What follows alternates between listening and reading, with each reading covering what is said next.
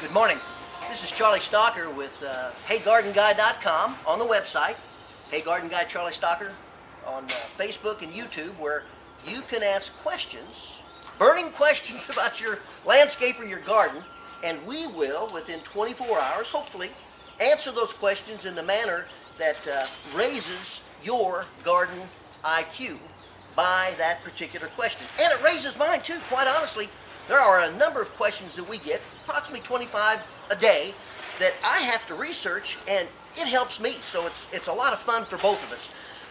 The last two sessions we've been concentrating on raised beds, about what are the advantages, what are the disadvantages. You can go back to those and see for yourself what we said in those.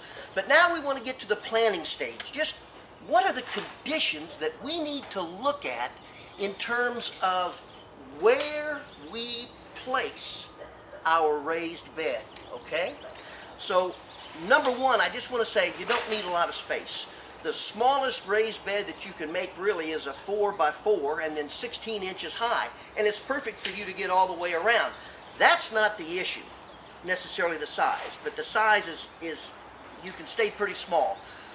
The number one consideration for raised bed gardens, if you've got two areas that you're considering putting a raised bed in, the simple question you ask yourself is, which one is the sunniest?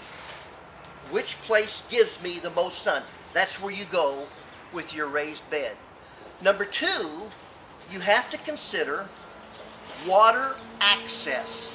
You don't want to be carrying or pulling a hose a long distance every single day when you have to water that raised bed. So sun number one, water number two, and a third thing you need to consider is the proximity to your house.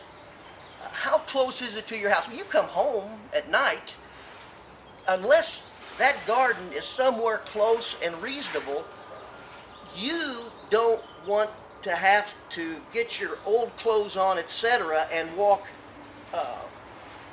200 yards to get to your raised bed.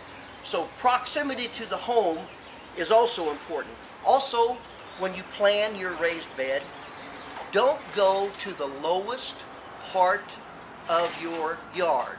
In that, you want to have a degree of well-drained soil, so if you're in an area where it kind of bogs down and you hold a lot of water, even after it's rained, that water will wick up into the raised bed and not create a good condition for your garden. And finally, predators is another consideration in proximity to your home.